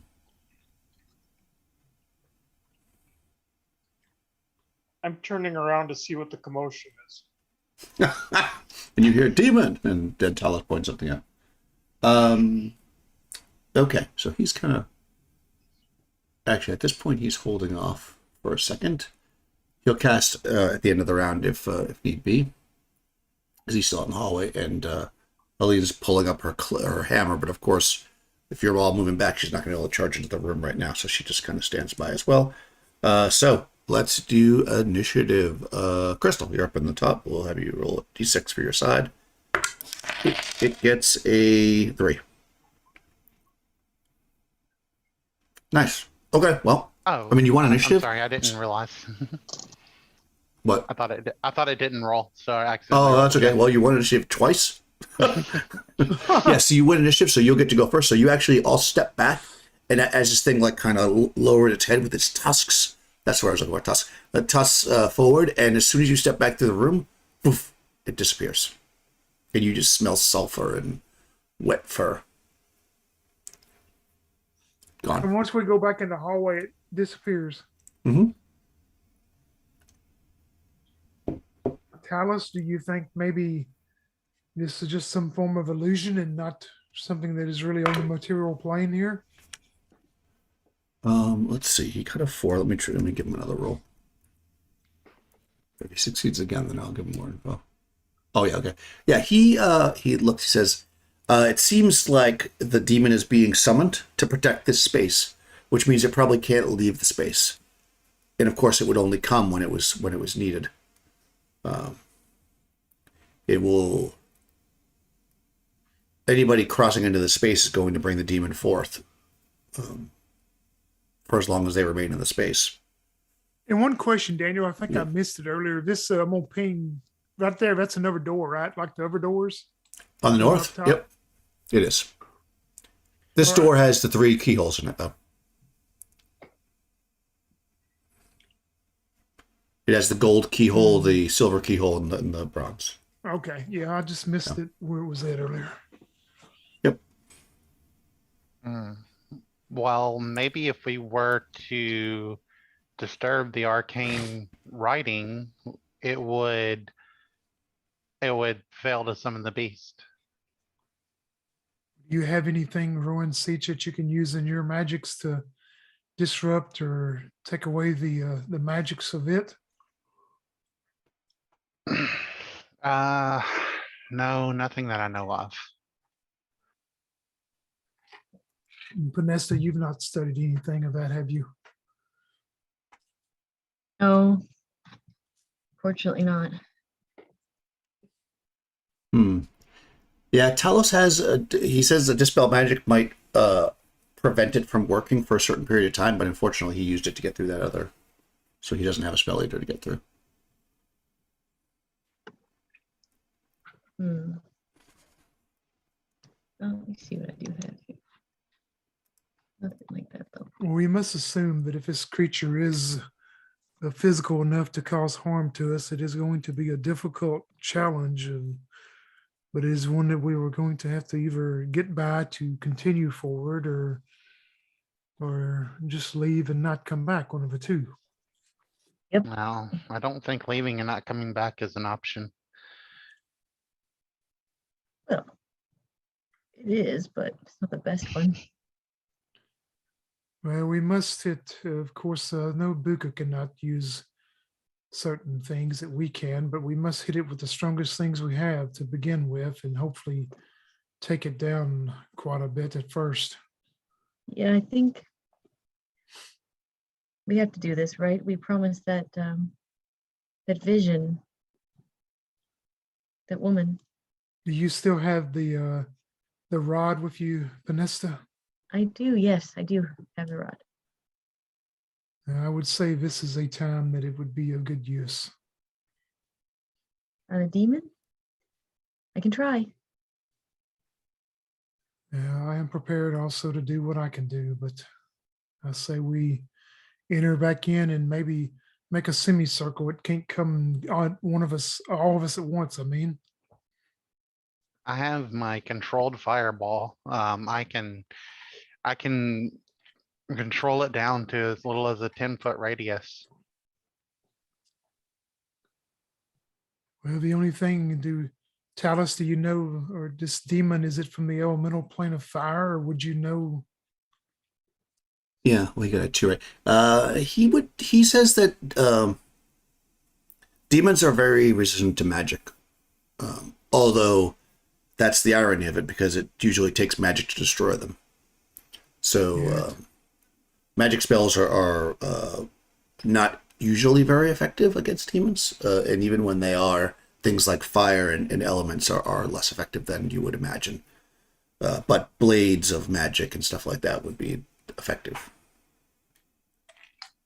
Rowan Siege, it may be best to hold on to that engraved dagger and have it for use. Yeah.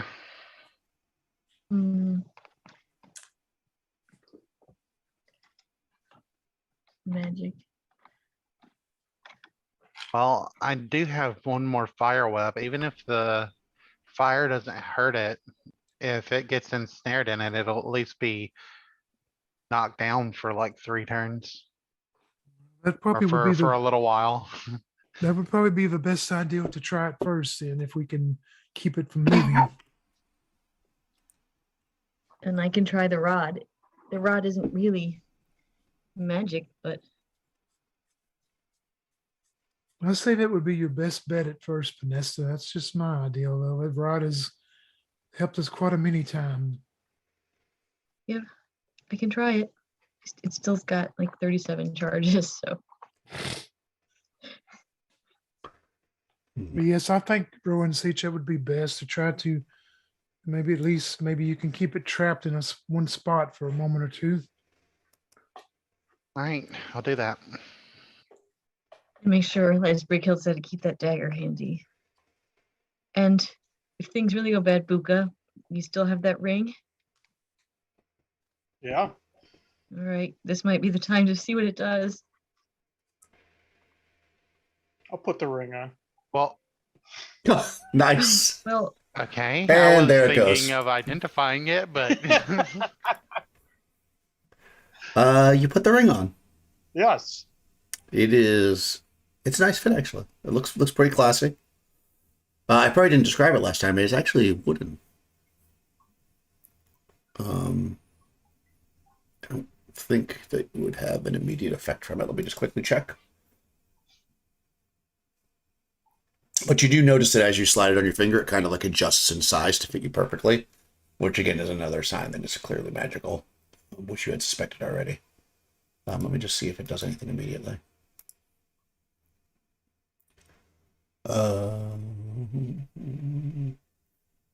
Card of Ashwood.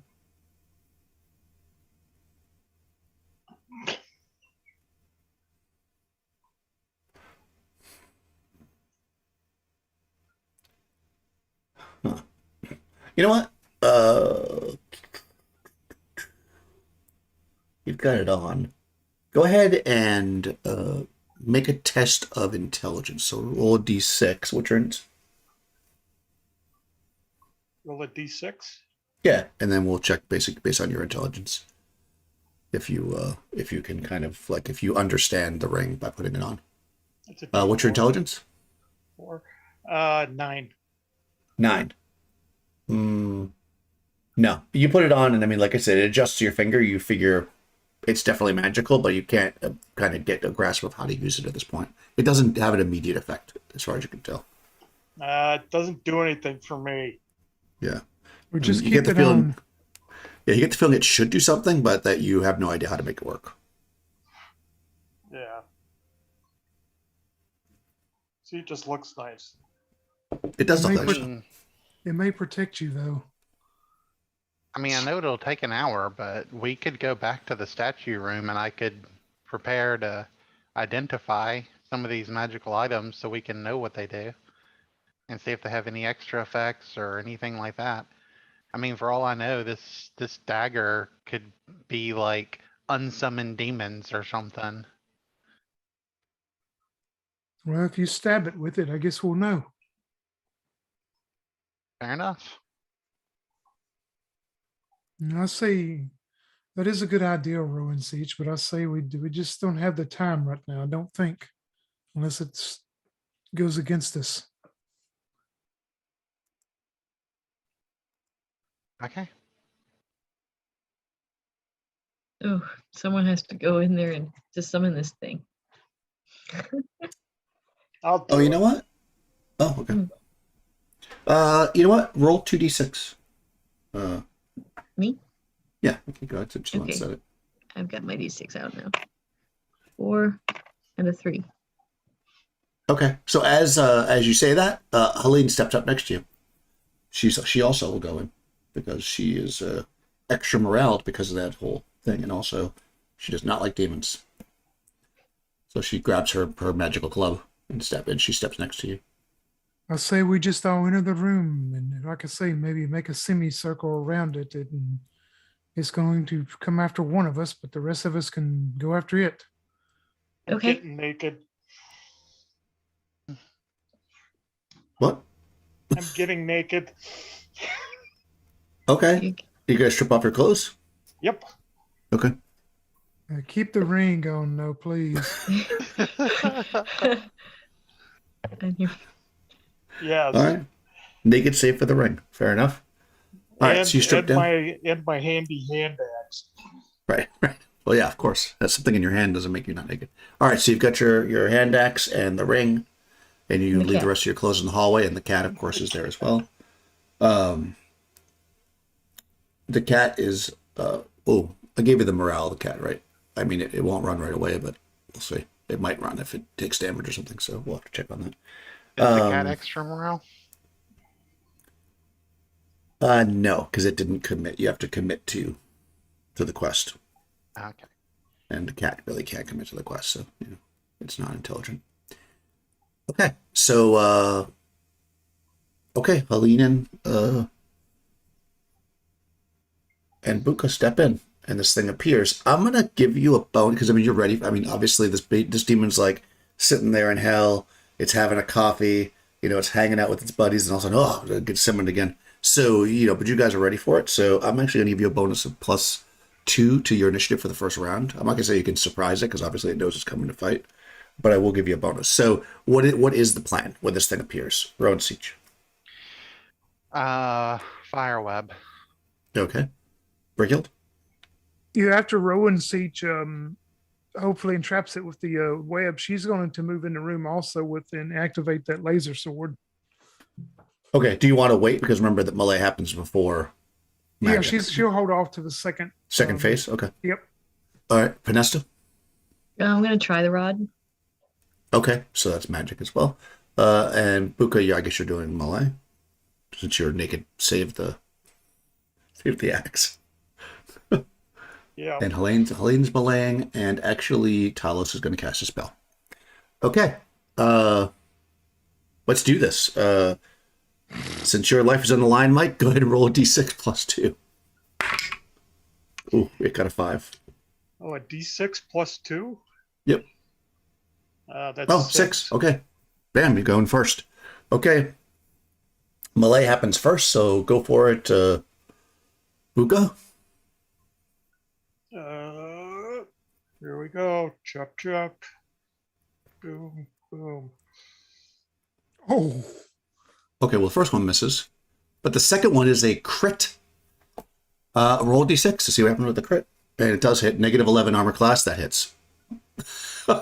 Oh, and you rolled a 6 on the crit table, oh, which is triple damage. So you Nice. do 33 points of damage. Oh, Buka, you are so Panesta's hero. it's that ring. It's that wooden ring. Holy crap. Wow. Okay, that's a You got way to the start off cat. strong. You know, I mean, you got... What is up with Buka? All right, well, you do 33 points. Unfortunately, that doesn't kill it because that would have been amazing if you had killed it in one hit. But it has a few more hit points than that. But yeah, you take a big chunk out of it. Let's see. Oh, hold on, let me see for a second. It does do that. Da-da-da. Okay. And then the second melee person, which is Helene, will get to go. I don't think she's going to do that kind of damage, but you know. 1d20 for her. I actually have her character sheet. I should just roll using the character sheet. Hold on. We'll do that. We'll get all fancy here. Where is she? Great hammer. Go hammer. That also hits for 9 points of damage. Wow. You guys are not messing around. Oh, plus Yeah, whatever this our thing blessing staggers. is. Yeah. Oh, that's right. Extra +1 damage. So yeah, you also have. Did you add the blessing or no, Mike? No, I didn't. Okay, so that's another 3 points for you and another point for us, so another 4 points. Okay, it's still up, but yeah, you guys come in and just hack into the hammer, whoosh, and this thing staggers back and like just blood, this like black ichor is just dripping out of its pig snout, and its tusks are, you know, it leans forward angrily as I think spell casting happens next, right? No missiles. Nobody's missiling, so magic. Rowan Siege, go for it. Okay. It needs to make a save versus sorcery. Okay, so demon, just so you know, has magic resistance. So, what is your caster ability? My caster ability is. It should be 7 because I'm at level 7. Okay, so its resistance is 10 for a level 12 caster. So it's 15 for you. So I'm rolling a d20. So 1 through 15, your spell just doesn't work on it. Okay. Okay, yeah. Like these, you shoot the spell at it, it just like fizzles in the air as it goes towards it. Whoosh. Web didn't catch it. No, it did not. And finally, Talos is also going to take a risk and cast a spell because this monster is pretty tough. Although I wonder if he would hold off now, seeing how you guys are killing it pretty easily. But he already said he was casting a spell, so he's going to do it. Same deal. His caster ability is 9, so it's 13. So if it gets 1 through 13, nothing It just kills it. I mean, it still gets a saving throw after that if it fails. Nope. He speaks some arcane words. It shrugs it off. Oh, bummer. That was one of his best spells. What about my rod? Can I try the rod? And now you do the rod. Yep. He has to make a device save. Yep. So he has spell resistance, not magic resistance. So it's going to just be a straight. He won't be able to use it against that. It'll just be a device save, which is just a straight up d20 roll. Yeah, spell resistances. So I might have said magic resistance earlier, but it's actually spell resistance. All right, so he's making a save. Wow. Wow. Yeah, man. that thing flies at its mouth and it just swaps it to the side. Okay. And it yeah. uses 2 charges. Okay. And that's everybody. It gets to go now. Okay. So there's only 2 people in the room, and that's what it's going to go after. One of the 2. We'll say I'll just roll a d6. It's going to go after Helene on 1 through 3 and Buka on 4 through 6. Nope, that's a 20. So it's not going to go after them. Hold on. Where I say Helene 1 through 3, Buka on 4 through 6. Yep. Oh, okay, it's going after Helene. All right, it gets 3 attacks. So it's just charging, as Tony's mentioned. It's not going to like spread its attacks. That doesn't make sense for it to do that. So it's going to roll 3d20. It gets +2 on its attacks. Oh, okay, I'll just add it after. Okay, so let's see. Ooh, okay, the first one's definitely hitting. But the second one's might actually hit as well. So 8 and 7, her armor class is...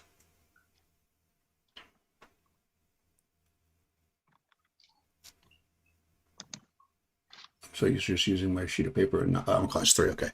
So it is 11 hit dice. So a 7 hits armor class 2. Yeah, so it's on both cases. All right, so it hits her 3 times. Yikes.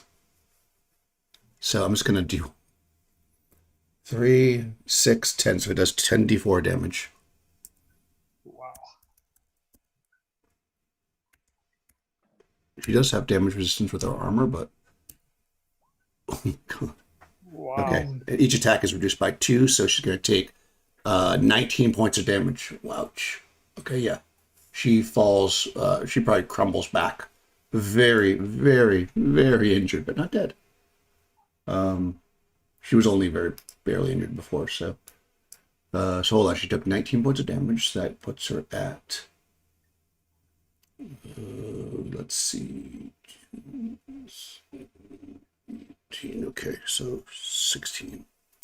Okay, so she's still standing. She's below half, though, so she's way, way hurt. Yeah, so Helene falls backwards, stumbles back with the hammer. Then... Oh, no. Now, Brighild can go. If you want to. Yeah, Brickyard sees Buka just go in and just, savage this thing.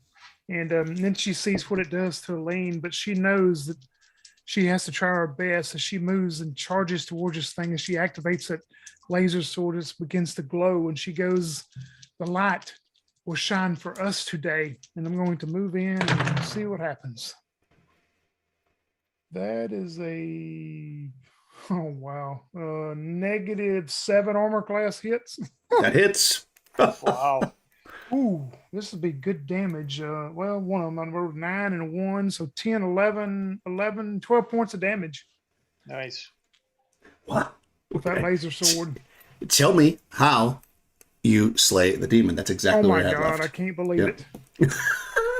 All right, Brick Yeah, Hill. Brickhill, she sees Buka, and she's been kind of halfway pissed at him with everything's going good for him, and then when she sees him move in, and just savage this thing with that hand axe, she's thinking, he's going to get this. I know he's going to take this down. And she just moves in kind of weak and hits it with that laser sword. And when she sees it, blood and all that ichor pour out from it, and sees Helene, kind of crumpled up, and she just pushes that laser sword in further into it, and she laughs and goes, "Thank you, Buka. I couldn't have done it without you." And just slices right on through it with that laser sword. Nice.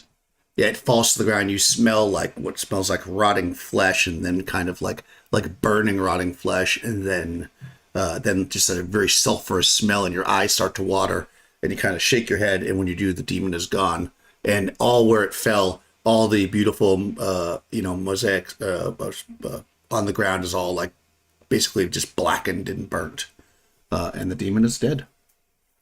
Wow. Okay. Well done. Helene is very hurt, though, and she is going to cast a spell on herself. Because you have healing potions, and she's going to ask you for that. Well, she'll say she can cast a spell on herself, but the healing potion is going to be much more difficult to use if you're in the middle of a fight. And, Yes, and she looks at the door with the 3 keys, and she says, and clearly there's a fight on the other side of this. Yes, Banesta, I say she done went above the call for help us. Let her have that potion. Okay, it's a potion of extraordinary healing. Okay, let me see what that does. Yeah, just because if she uses, she realizes that if she uses, because drinking a potion in the middle of combat is not easy, but she can cast a Right. spell pretty easily in the middle of combat. So, let's see, magical potions. I mean, she might also still need to cast a spell herself. She's pretty hurt. Potion of extraordinary healing. Oh no, 3, 8 plus 6. Okay, that might be good.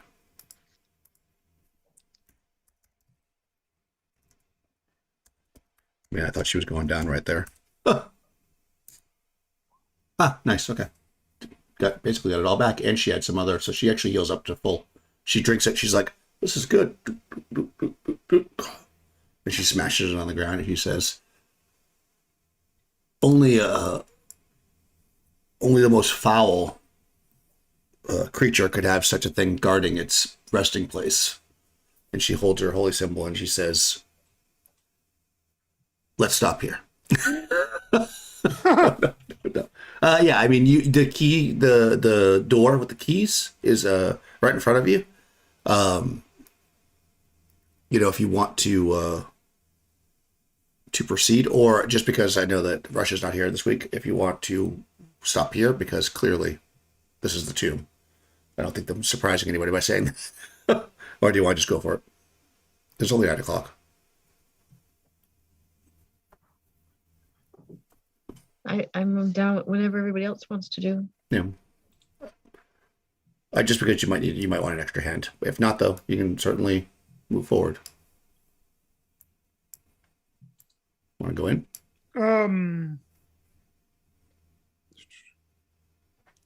I'm so tempted to know what's behind it. Yeah. Yeah. well, I'll have you put the kinda- keys in, and I'll do the whole intro, and then we'll stop there. If that's what you want to do. You want to hear what's behind it before we? Yeah. Okay. Yeah. I mean, We'll move forward. I think it's only fair. I mean, if Rush can make it next week, and we all can. Yeah, we wait to. Yeah. But yeah, Well, let's just- we got to know what's behind it. Yeah. I won't leave you hanging there. Yeah. Yeah. You actually got through the demon really fast. I thought it was going to take longer, but okay, good. Wow, that was amazing, Mike. With the. Okay, yeah. So with the demon slain and Helene feeling better about herself, with the thing, you reach up and you take the 3 keys, and stick them. That was your plan, right? And you stick them into the locks. As soon as you enter them into the stick them into the thing, because I'm assuming you're gonna stick them in and try to turn them all at once. That was your plan, right? You each kind of stick the keys in simultaneously, and when you do, you you hear in a very, very heavily accented voice, speaking in the Hellenic dialect, so it might not be available, so you might not all understand it exactly. How dare you come here? You with your mayfly lives and paltry gasping avarice. How dare you violating my hallowed tomb? I who was king when Hyperborea knew its greatest glory. I who saw the mighty glaciers crawl across the land and then recede, leaving a new world behind. I who watched the sun change from gold to red with my own eyes. I who cheated even the mighty Bat-Toad himself. How dare you come before me, mortals? But if I but reached out my hand, I could destroy you where you stand. But this day, Kaven the Beneficent grants you mercy. Despite your impudence, you may go. Leave my tomb now and never return. If you remain, your souls will scream inside these walls for all eternity. Defy me not.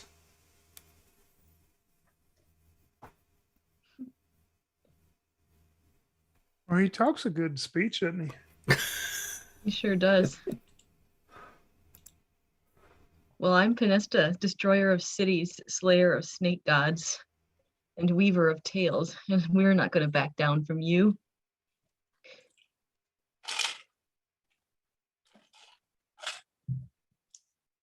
Nice. Do you want to turn the keys?